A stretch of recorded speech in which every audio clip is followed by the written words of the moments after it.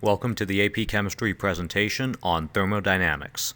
This is aligned with Chapter 19 of Brown-LeMay and Burston's Chemistry, the Central Science, 9th edition.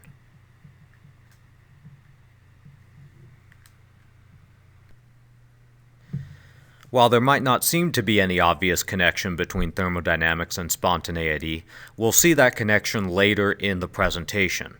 But before we do that, it helps to have a qualitative understanding of what exactly is meant by spontaneity.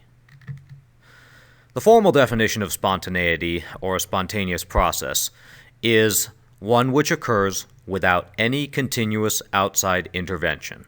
So a spontaneous process is one which occurs without any continuous outside intervention.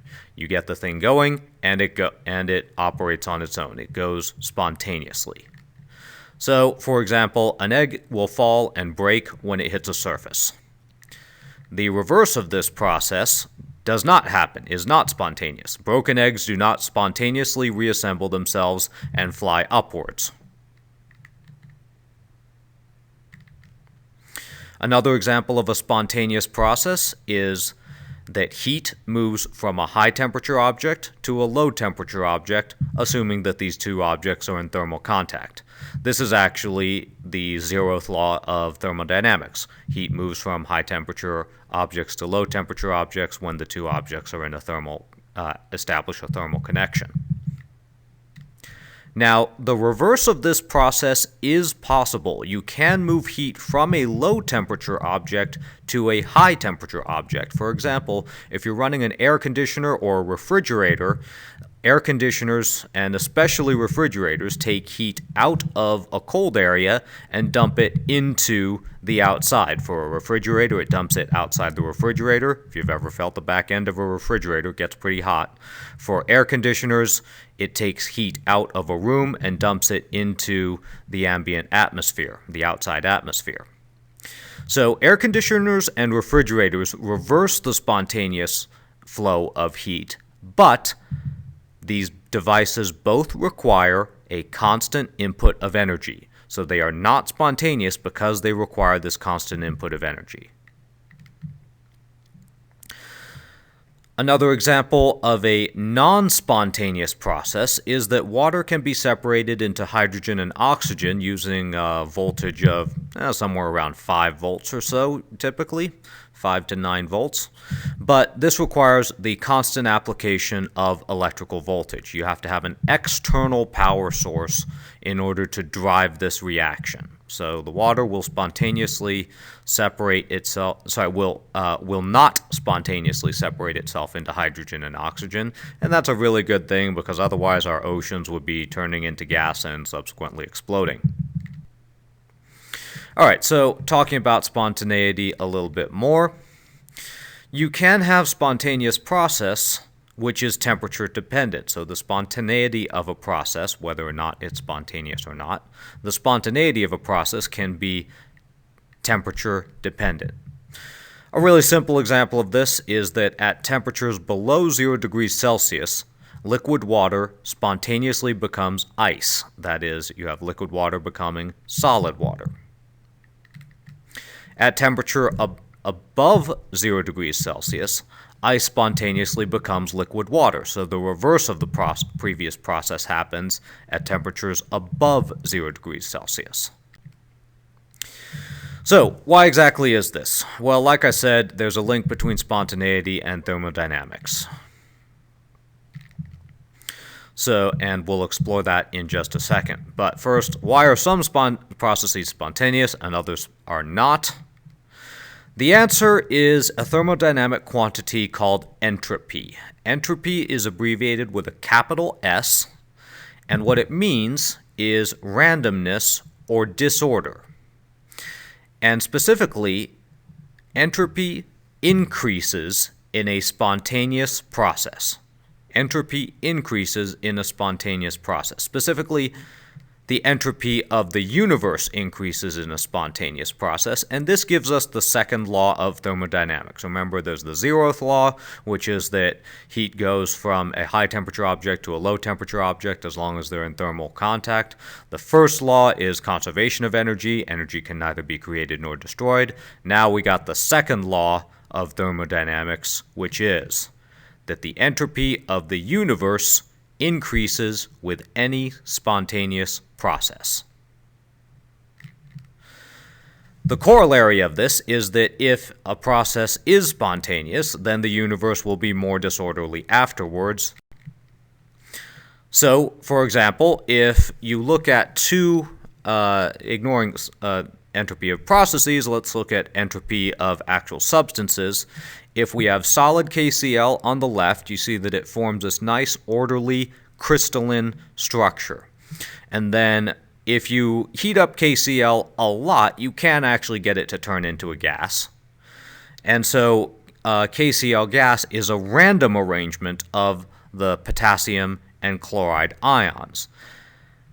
So, which has higher entropy, solid KCl or KCl gas? Well, obviously the KCl gas does, because it no longer has that ordered structure. KCl gas is more disorderly, and hence it has higher entropy. And you can actually generalize this relationship to say that for the same substance, the gas version, when that substance is in the gas phase, it has the highest entropy. Liquid has a significantly lower entropy than gas, and solids have a slightly lower entropy than liquids. So going from highest entropy to lowest entropy, it's gas, liquid, solid. This all assumes that you're talking about the same substance.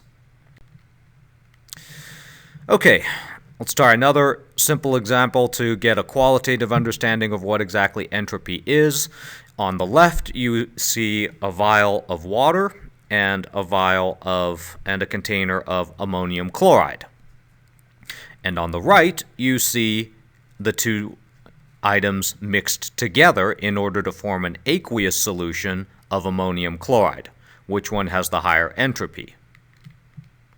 Well, generally speaking, mixtures have higher entropy than pure substances. When you separate substances, they become very orderly, especially if you get solids out of it. When you mix substances together, especially if they form a homogeneous mixture like our aqueous mixture of ammonium chloride, then you have a lot of random movement that was not previously available. That gives you higher entropy. Okay, looking at entropy at the molecular level. At the molecular level, the range of motion, which is technically called the degrees of freedom, means higher entropy. Now, there is translational degrees of freedom. That is when the center of a molecule can move from place to place. And in liquids and gases, the center of your molecule can move in 3 degrees of freedom: forwards, backwards, up, down, and left, right. But in liquids, this is the ability to undergo this translational motion is reduced. So translational degrees of freedom are reduced in liquids, and they're pretty much completely eliminated in a solid. There is rotation, which is where the center of a molecule stays in the same position, but the molecule rotates around an axis. And as you know from your algebra classes, there are 3 possible axes, x, y, and z, all of which you can rotate around. So this gives you potentially 3 degrees of rotational motion, or 3 degrees of freedom for your rotational motion. There's also vibrational degrees of freedom, where the molecule stretches and twists in and out of its normal position. And the vibrational degrees of freedom are reduced by double bonds and even further reduced by triple bonds.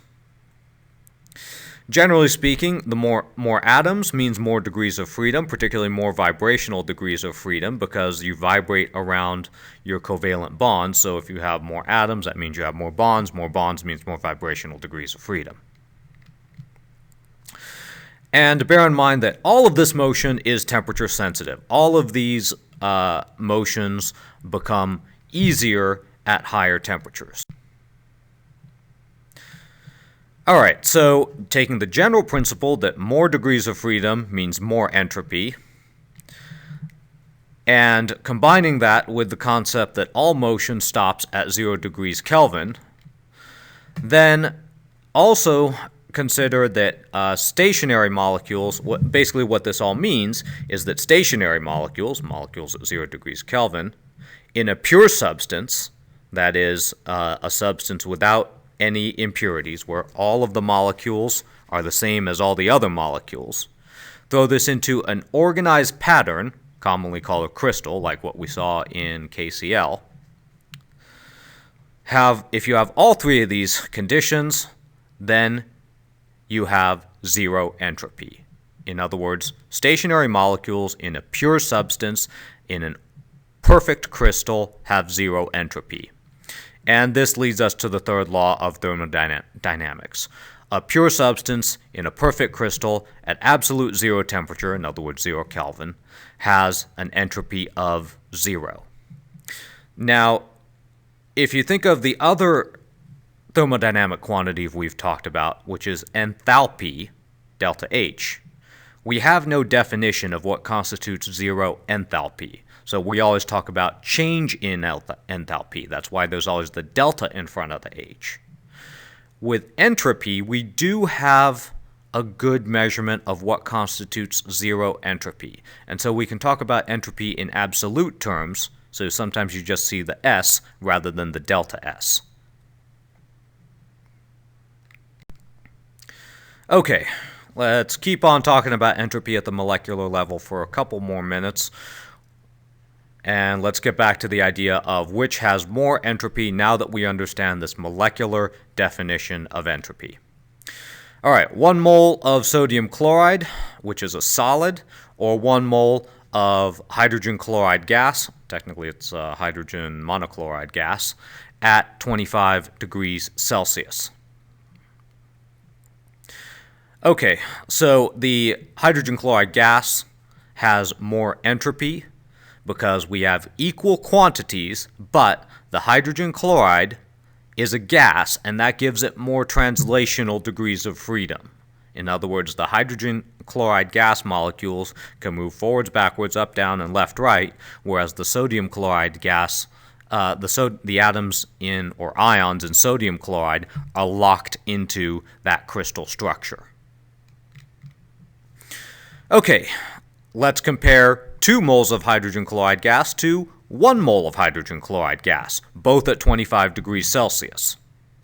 All right, this might seem a little confusing, but the 2 moles of hydrogen chloride gas has the higher entropy because each molecule of hydrogen chloride gas has some degrees of freedom, and if we have 2 moles of hydrogen chloride gas, we have twice as many hydrogen chloride gas molecules. So the fact that we have more stuff, more of the same stuff, means that we have more entropy. You can think of entropy kind of like density, kind of like the relationship between density and mass. The more stuff you have, the more mass you have. The more stuff you have, the more degrees of, with the same degrees of freedom, that gives you more entropy. Okay, so let's think about 1 mole of argon gas versus 1 mole of hydrogen chloride gas at 25 degrees Celsius. The key thing to realize here is that argon gas is just argon atoms. Argon is a noble gas, and so the argon doesn't bond to other argon. It just stays by itself. Whereas the hydrogen chloride gas is a hydrogen atom, a chloride atom, and a covalent bond between them. And that covalent bond is the key to understanding the entropy of this. Okay.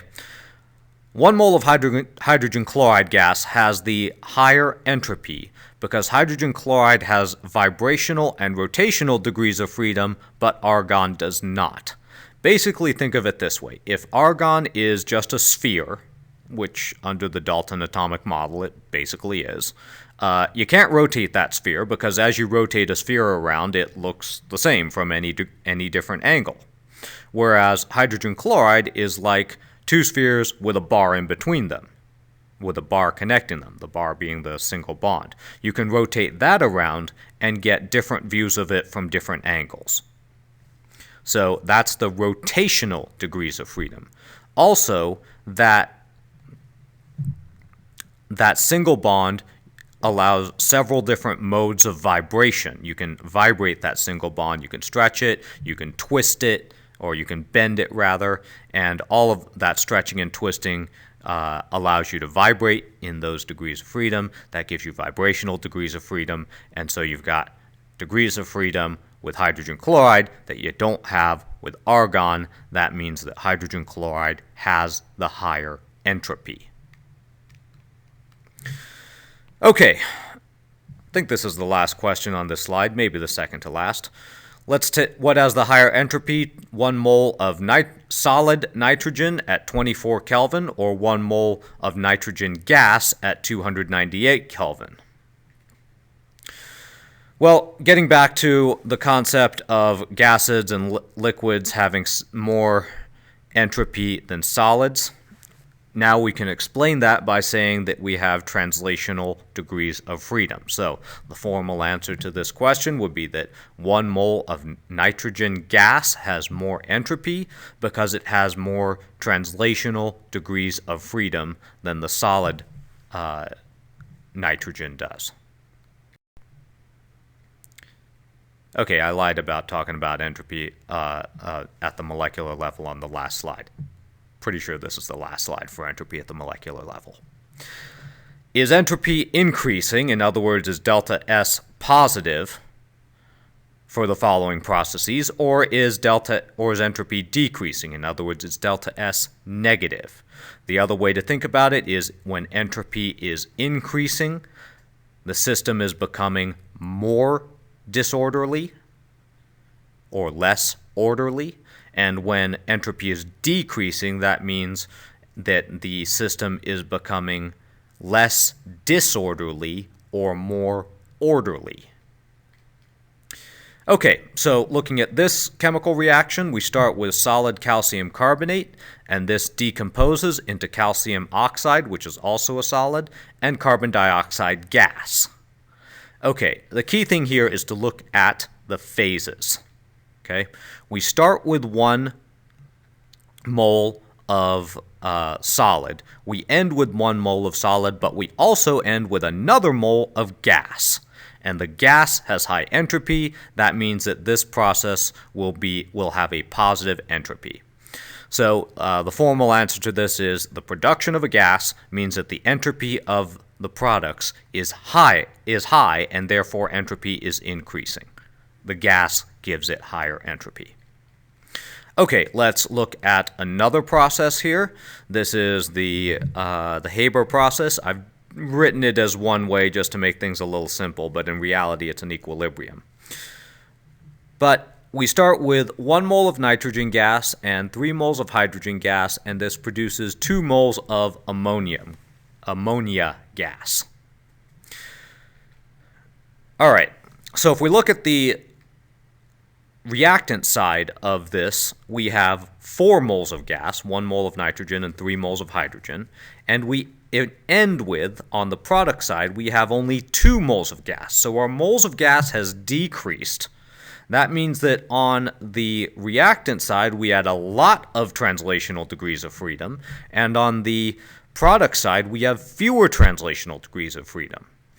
So fewer moles of gas means less motion. Motion and degrees of freedom are essentially the same. Translational degrees of freedom are essentially the same thing.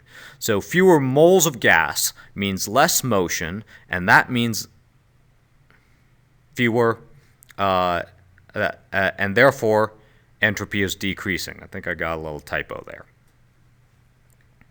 Okay, so fewer moles of gas means less motion, and therefore entropy is decreasing. All right, so if applying that same logic to this next reaction, if you take a mole of nitrogen gas and a mole of oxygen gas and combine them, you can have a combination or synthesis reaction and get 2 moles of nitrogen monoxide gas. So let's think about this a little bit. We got 2 moles of gas on the reactant side, 2 moles of gas on the product side. That means that it's actually impossible to tell without looking more closely because the number of gas molecules on each side is the same. Okay, so example number 1 with the calcium carbonate tells you the general conclusion from that is that if your moles of gas is increasing, then your entropy is increasing.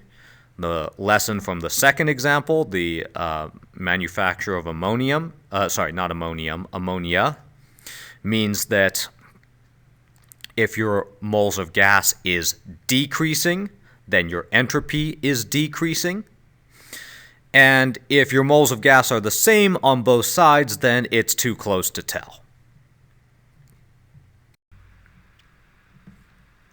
Okay, let's talk about a new topic. Not too different from some older topics that we've seen before. This one's going to be standard molar entropies, abbreviated delta S with a subscript F and a superscript 0. Now, we've seen this combination before, the subscript F and the superscript 0. Standard entropies of formation, delta S with a subscript F and a superscript 0, but also remember that with entropies, since we know what the value of 0 entropy is, you can drop the delta if you want to. So standard entropies of formation are like standard enthalpies of formation, the delta HF0. Okay, we've seen that before in previous chapters.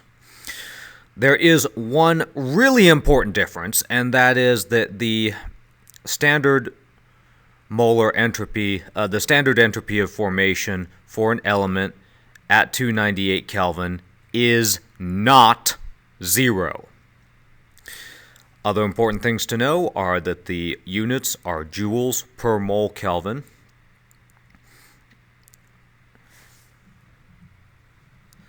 And just like with standard enthalpies of formation, you can use standard entropies of formation in pretty much the exact same formula to find the entropy of a reaction. So the entropy of a reaction under standard conditions is equal to the sum of the coefficient times the standard entropy of formation for your products.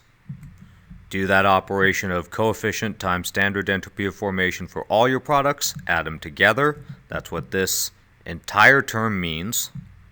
And then you do the same thing for the reactants. You take the coefficient, multiply it by the standard enthalpy of formation for one of your reactants, do that same operation for each of your reactants, and then add all of those up.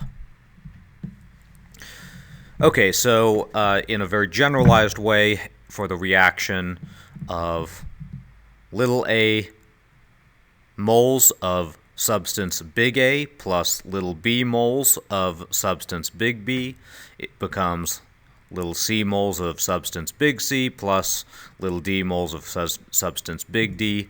Then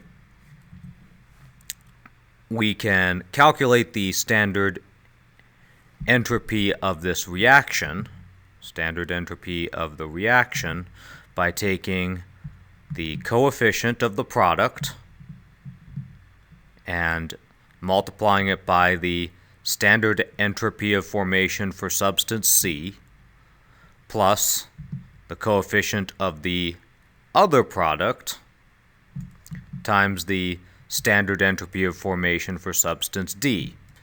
Add these things together, do the same operation on the reactants, take the total for the reactants, subtract it from the total for the products, and you get the standard entropy for this reaction.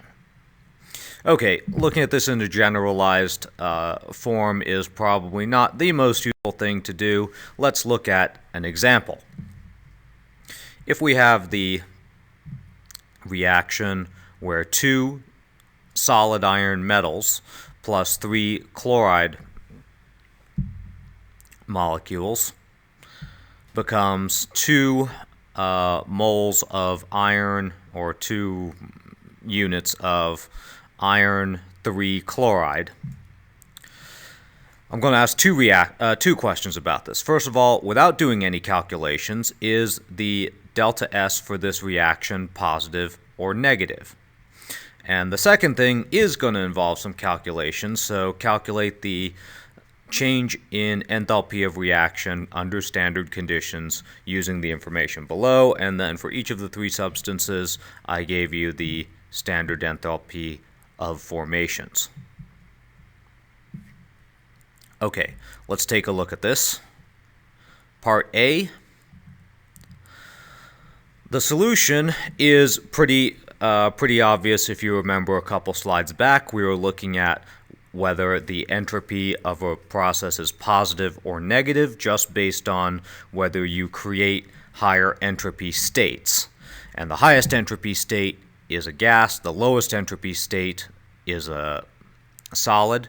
So over here we start with the 3 moles of chlorine gas, and we end with no moles of gas. So the moles of gas decreases from 3 to 0, so our standard enthalpy of reaction will be negative. In other words, we are creating a more orderly system by taking that gas and turning it into a solid.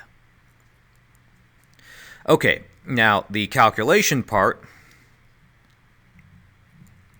we're going to start with this formula that the standard enthalpy of the reaction is going to equal the sum of coefficients times standard enthalpy of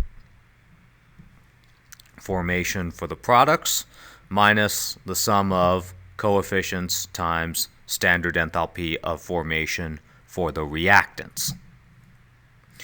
Okay, well, we need to expand out each of these sum of terms. Sum of terms means that you could potentially have more than one term. So on the product side, we only have one term because we only have one product. And there are 2 moles of that product, or 2 units of that product, or 2 empirical units of that product, 2 formula units of that product. So we get the 2 right here. The coefficient from here ends up over here. And then we multiply it by the standard enthalpy of formation for that particular product, which is iron 3 chloride. And then you subtract the same operation done on the reactants, which is, again, there's another 2 in front of the iron. So that 2 becomes this 2 in this formula, and you multiply that by the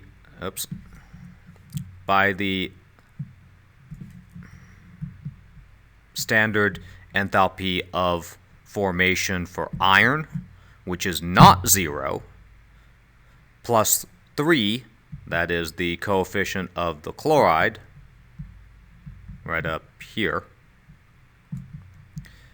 times the standard enthalpy of formation for chlorine gas, or chloride if you want to call it that. Okay, so now we got to take out these standard enthalpies of formation, the symbols, and you want to put in the actual numbers from the chart over here. So this is basically just a looking things up problem.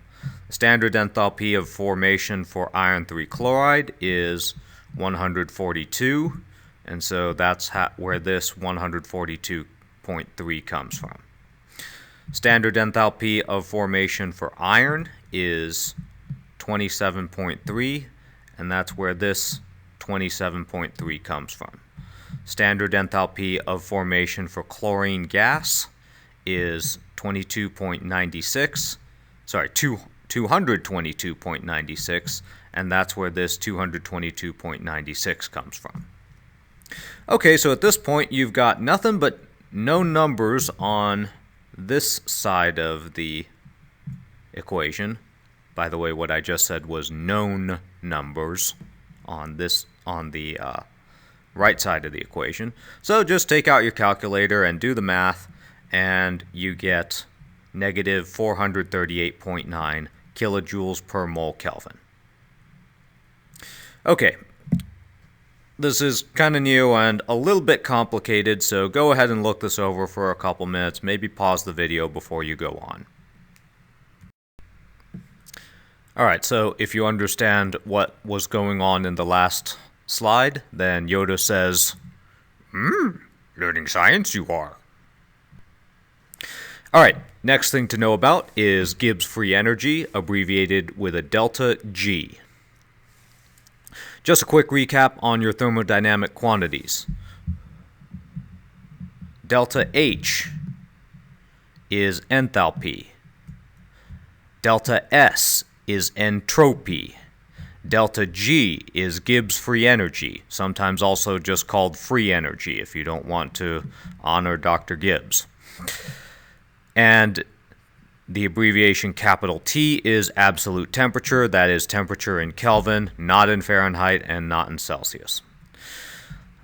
The best definition for Gibbs free, a formula, or the most useful formula for Gibbs free energy is that delta G is equal to delta H minus T times delta S. That is, the Gibbs free energy is equal to the the Gibbs free energy is equal to the enthalpy minus the absolute temperature times the entropy. Now, the real definition of Gibbs free energy is the maximum amount of useful energy which can be extracted from a process. So, if you do a process, you might get some energy out of it, but not all of that energy will be useful. The useful part will be Gibbs free energy. The not useful part will be lost due to the entropy of the system.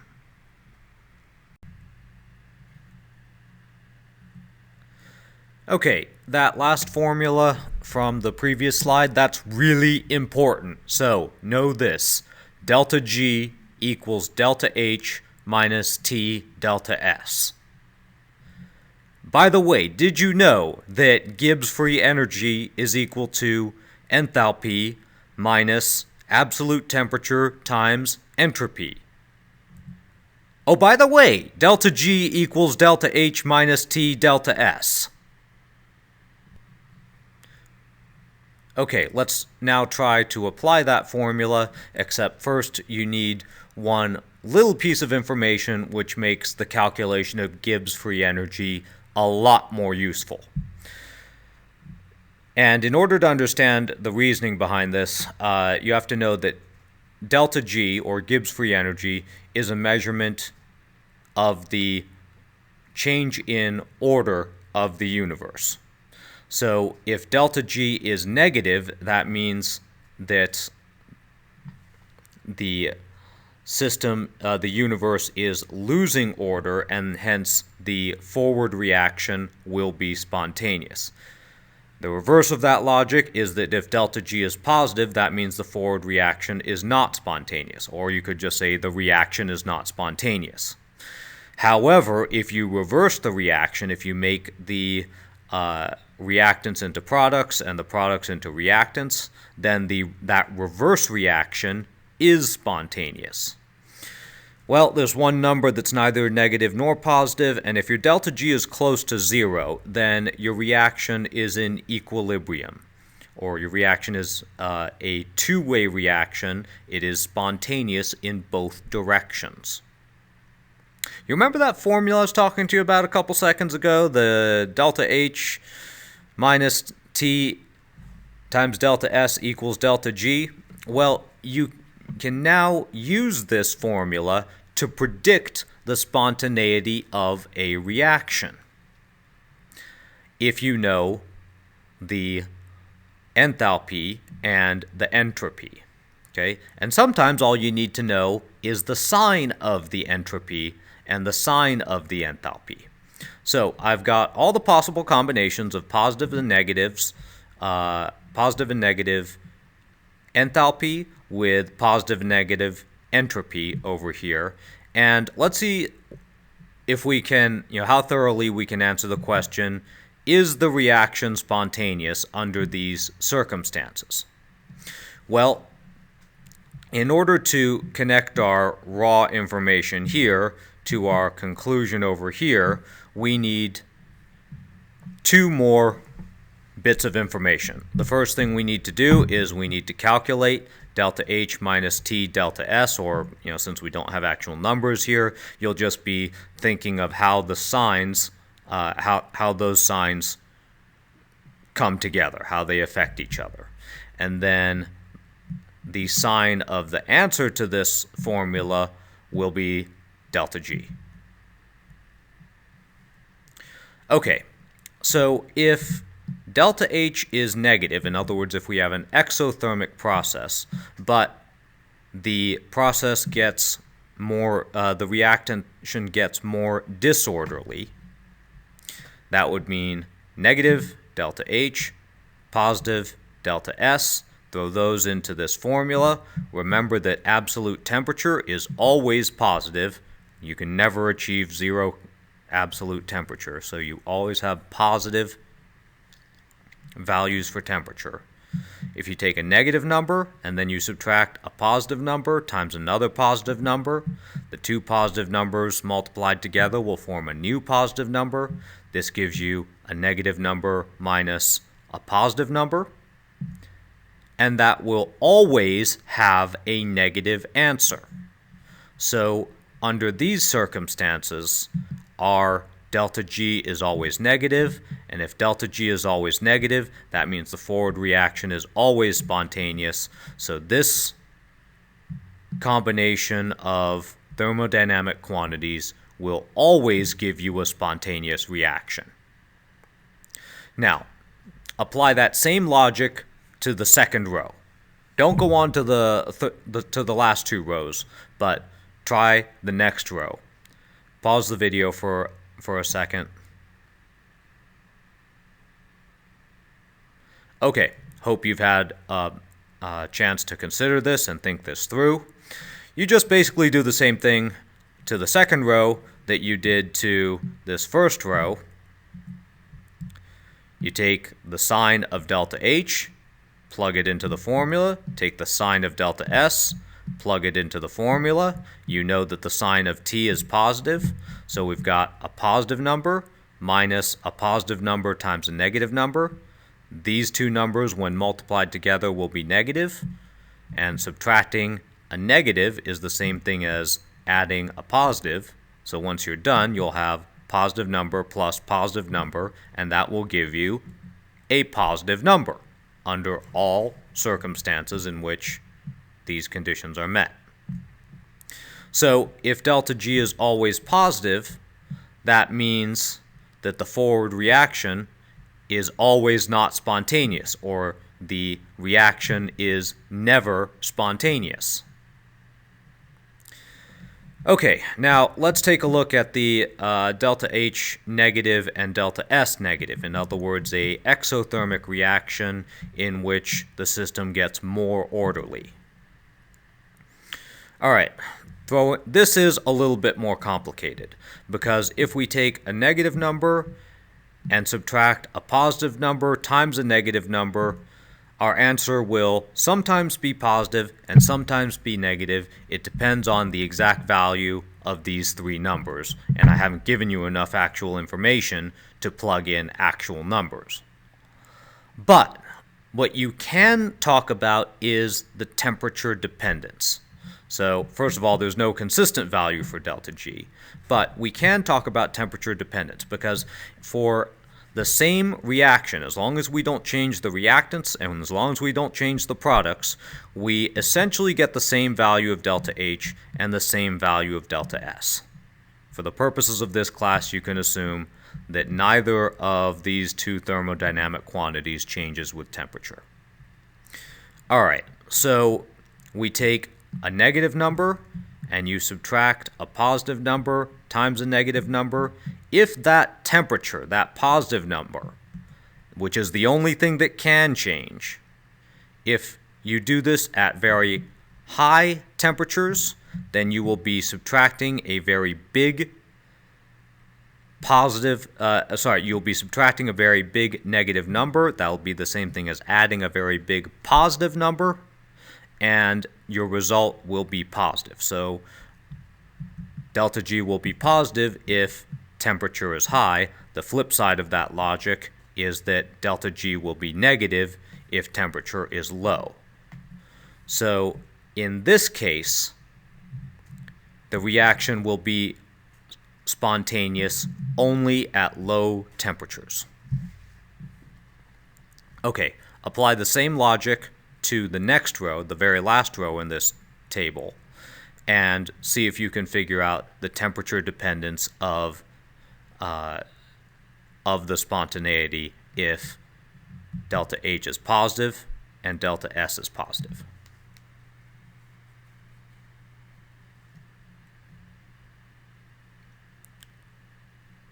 Okay, hope you paused the video and thought it over for a second. Let's go over the answer. Alright, if you take a positive number and you subtract the positive temperature times the positive entropy, then you will get inconsistent answers again. Whether delta G is positive or negative will depend on the actual values. But this equation will be negative if we are subtracting a big number over here. And the way you get a big number is you have a high temperature. So this reaction will only be spontaneous at high temperatures. Alright, another thing you can do with Gibbs free energy is you can look up standard free energies of formation, abbreviated delta G subscript F superscript 0. This subscript F superscript 0 thing is probably looking familiar and possibly annoying you at this point, but it follows the exact same pattern. You can use the free energies of formation in pretty much the same formula that we've been using all along.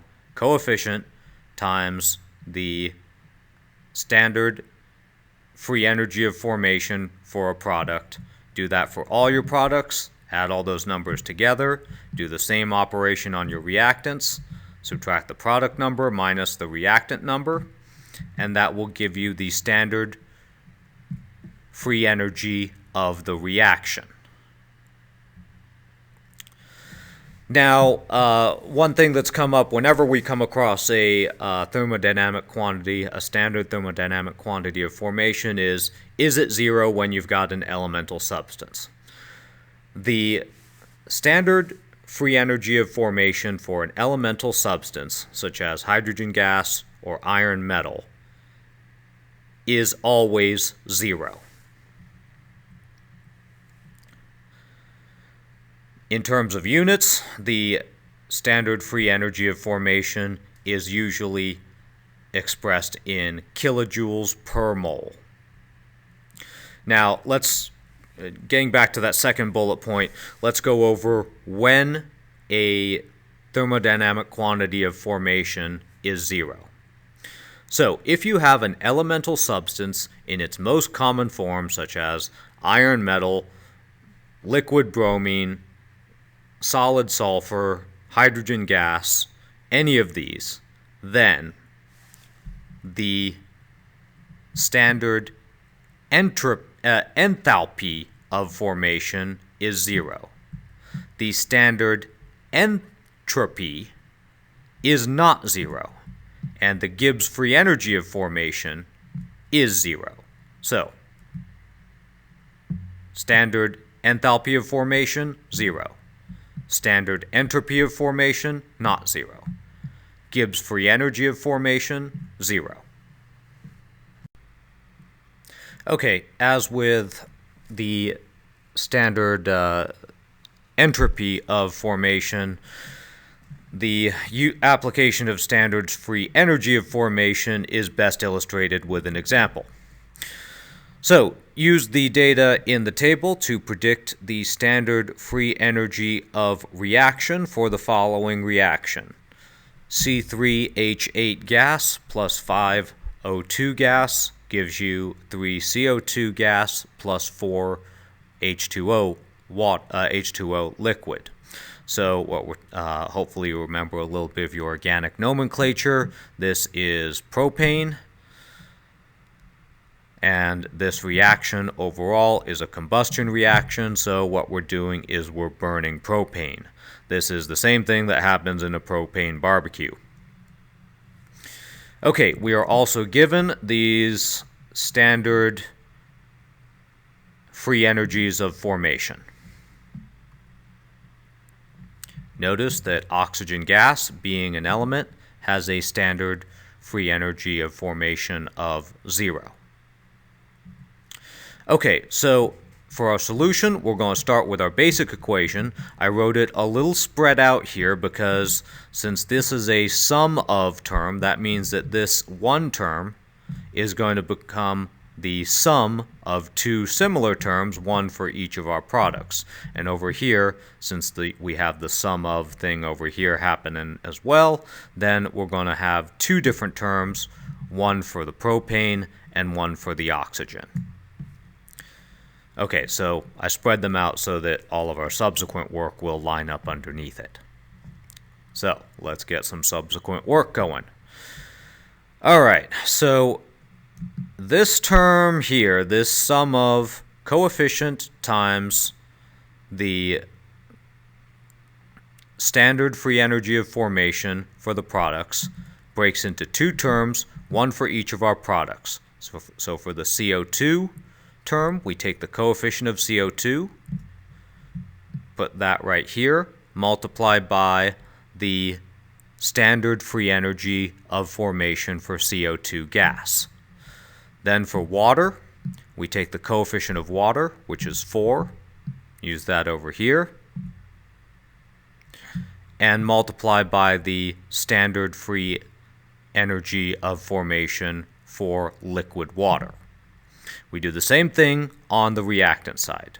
We take the coefficient of the propane, which is 1, take 1 times the standard free energy of formation for propane gas, plus 5, which is the coefficient of the oxygen, times the standard free energy of oxygen. Okay, well, we've got all of these 4 free energy quantities. We have all of them in our table over here. So just look for this quantity in the table. It's right here. And we get these things. Standard free energy of formation of carbon dioxide is negative 394.4, so we plug 394.4 right there. Standard free energy of formation for liquid water is negative 237.13, so we take negative 237.13, put it right there. And then the standard free energy of formation for propane is negative 23.47, put that right there. The standard free energy of oxygen is 0, so that makes this portion really easy. This term cancels out. Throw all of this into a calculator and you get negative 2,108 kilojoules per mole. Okay, the last important thing you can do with Gibbs free energy is that you can relate it to equilibrium. So the last topic in this slideshow is going to be a discussion of the relationship between free energy and equilibrium. And we talked earlier about spontaneity, so of course these equations really only apply when your delta G is close to 0. So one equation, or the fundamental equation that relates free energy to equilibrium, is that the free energy of a reaction is equal to the standard free energy of the reaction plus the ideal gas constant times the absolute temperature times the natural log of the reaction quotient.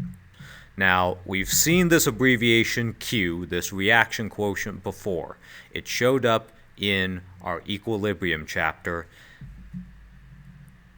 and hopefully you remember that when your system is at equilibrium, your delta G is going to be 0. That's based on the fact that at equilibrium, delta G has to be close to 0 in order for it to be spontaneous in both directions.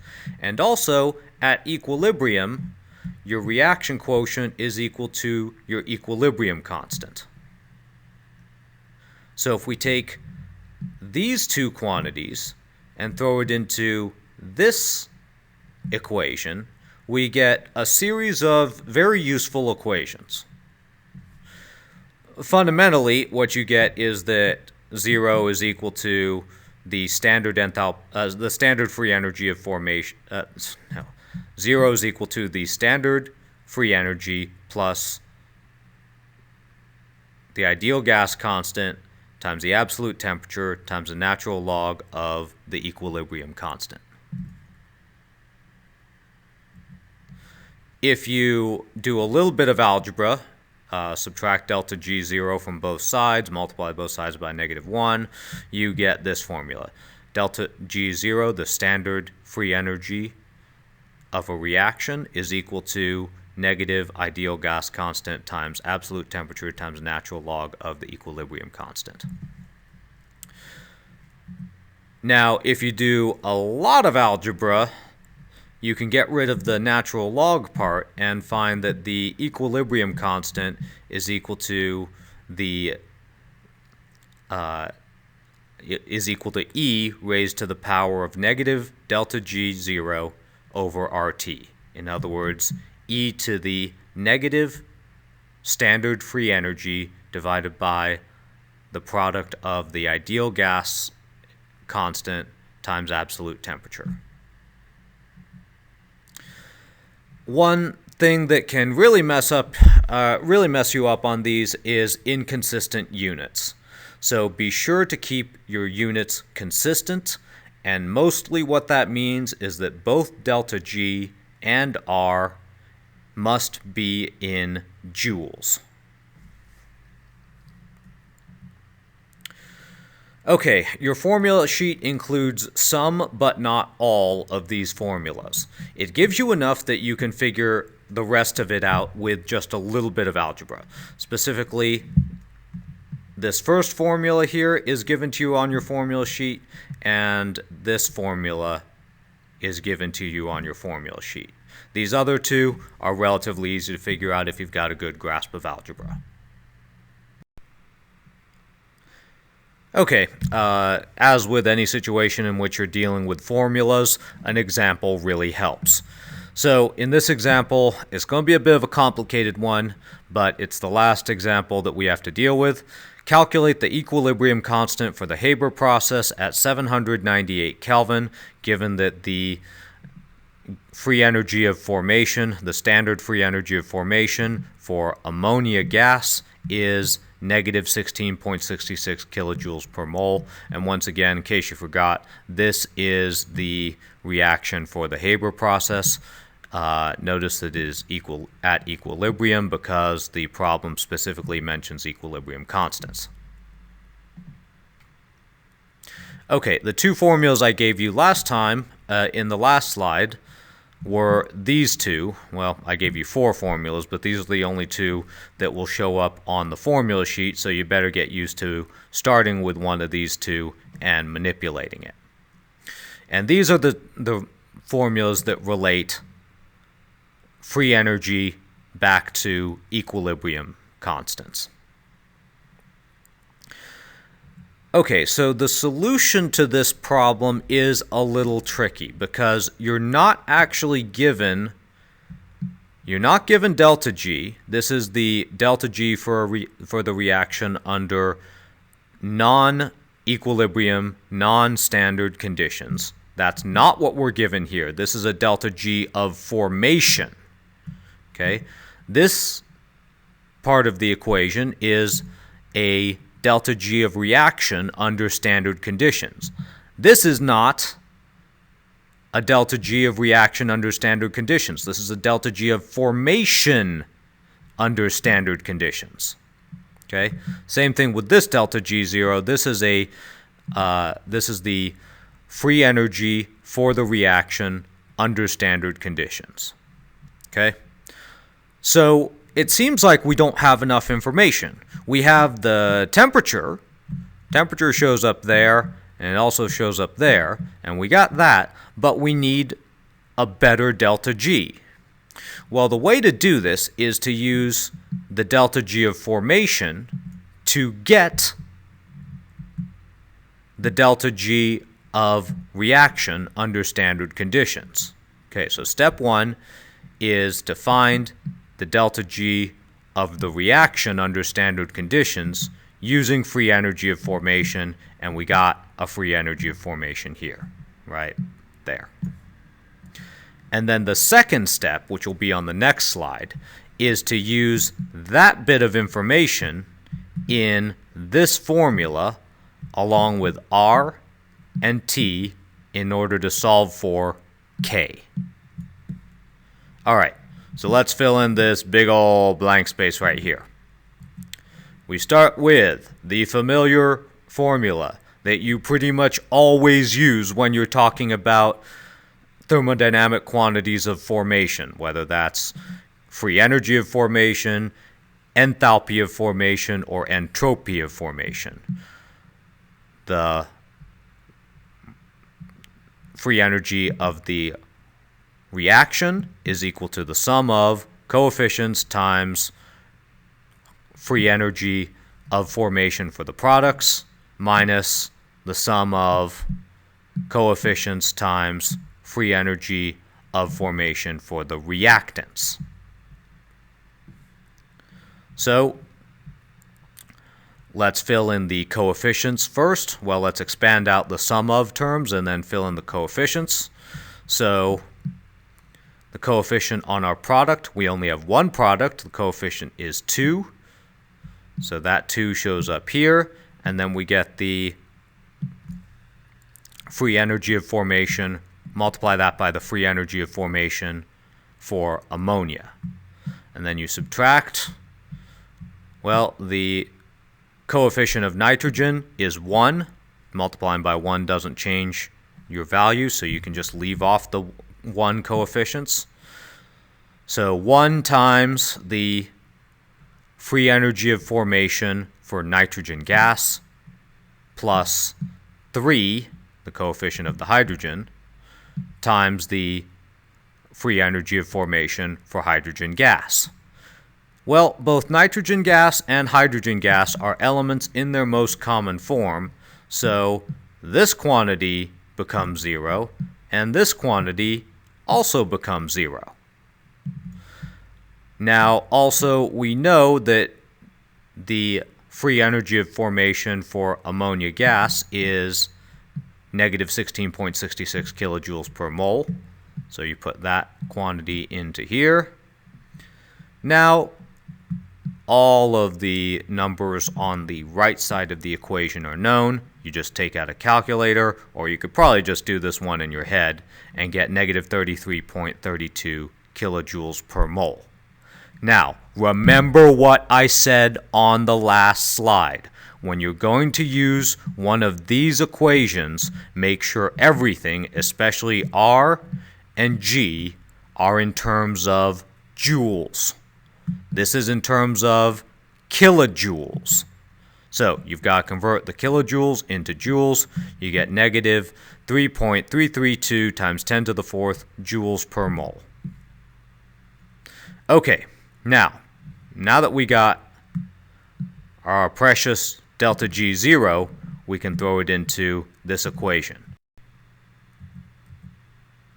Previously on solving for equilibrium constants. Step 1 was to find delta G, and that delta G turned out to be negative 3.32 times 10 to the 4th joules per mole.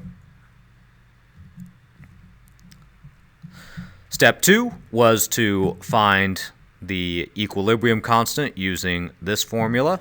So start with that formula and do a lot of algebra. Basically what we did is we divided both sides by negative RT, and then we took the anti-log in order to isolate K, and then I switched the left and right sides of the equation. Take a couple seconds. If you have to, pause the video to fill in the intermediate steps.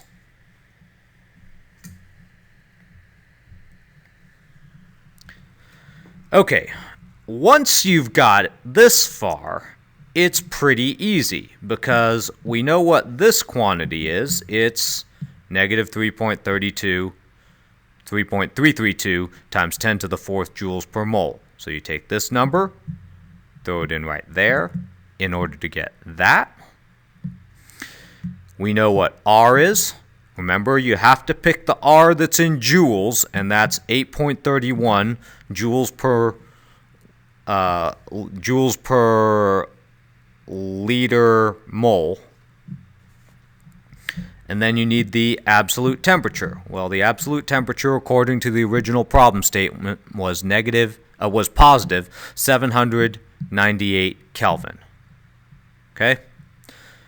Now, it's just a matter of using your calculator. The exponent simplifies to 5.02. E to the 5.02 power is 152. And remember, your equilibrium constants are always unitless. Okay, well, that was a lot of information. Learned much science you have. May the force be with you.